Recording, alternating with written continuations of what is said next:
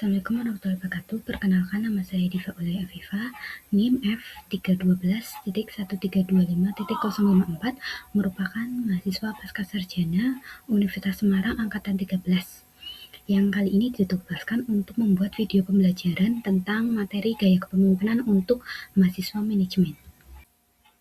Yang pertama, teman-teman tahu nggak sih apa itu pengertian dari gaya kepemimpinan?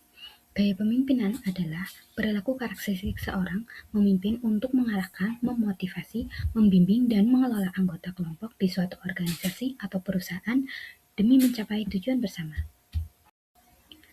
Sedangkan pengertian menurut Kamus Besar Bahasa Indonesia atau KBBI, pengertian gaya kepemimpinan diartikan sebagai gaya memimpin. Istilah ini merujuk pada norma, perilaku, dan pendekatan yang khas yang dipilih serta digunakan oleh seseorang saat mengarahkan, memotivasi, dan mengelola kelompok atau organisasinya. Pengertian gaya kepemimpinan menurut Toha tahun 2013, gaya pemimpin merupakan pola tingkah laku yang dirancang atau digunakan oleh seorang pemimpin dalam usahanya untuk mempengaruhi dan mengendalikan bawahannya. Sedangkan pengertian menurut Rifai tahun 2014, gaya kepemimpinan merupakan sekumpulan ciri yang digunakan pemimpin untuk mempengaruhi bawahan agar sasaran organisasi tercapai, atau dapat pula dikatakan bahwa gaya kepemimpinan adalah pola perilaku dan strategi yang disukai dan sering diterapkan oleh seseorang pemimpin. Selanjutnya, teman-teman tahu nggak sih kenapa kepemimpinan sangat penting di perusahaan? Yaitu pelatihan kepemimpinan bertujuan untuk membekali peserta dengan keterampilan dan pengetahuan yang diperlukan untuk menjadi pemimpin yang sukses di tempat kerja.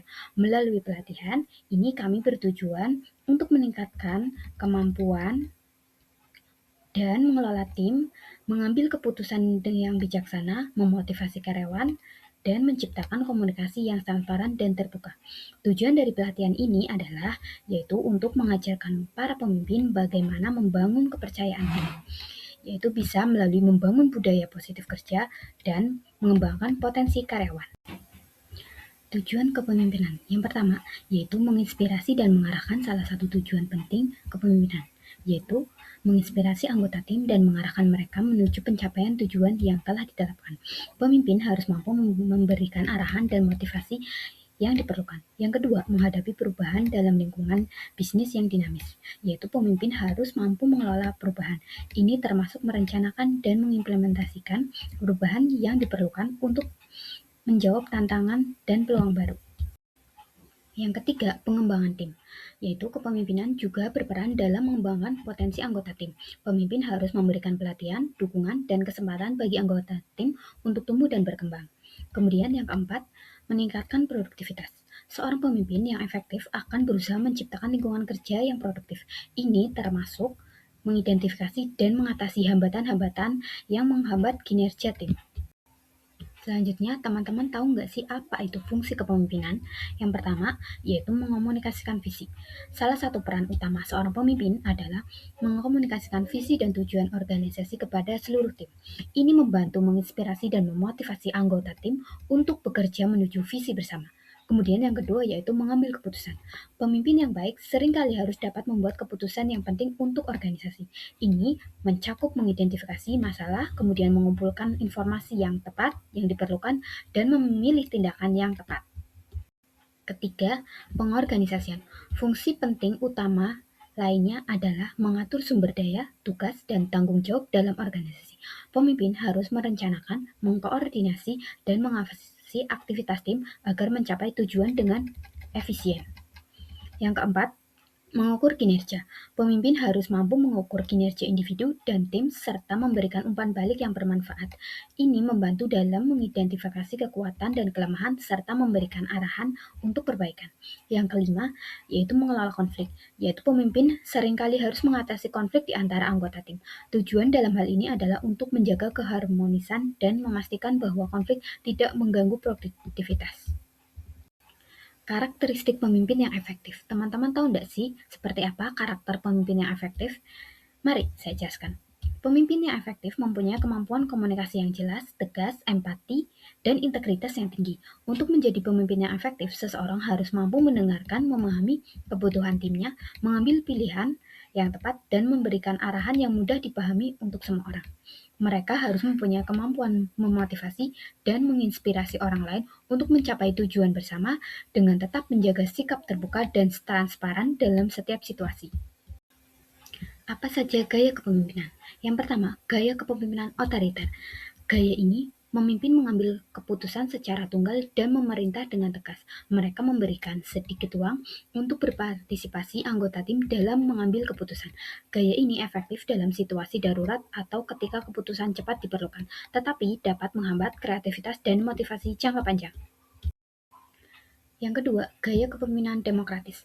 Pemimpin mengadopsi gaya ini mengajak anggota tim untuk berpartisipasi dalam mengambil keputusan. Mereka menghargai masukan dari tim dan menciptakan lingkungan kerja yang kolaboratif. Gaya ini dapat meningkatkan motivasi dan kreativitas anggota tim, tetapi mungkin memerlukan waktu ekstra dalam proses pengambilan keputusan. Ketiga, gaya kepemimpinan transformasional. Pemimpin transformasional memotivasi dan menginspirasi anggota tim untuk mencapai tujuan yang lebih tinggi.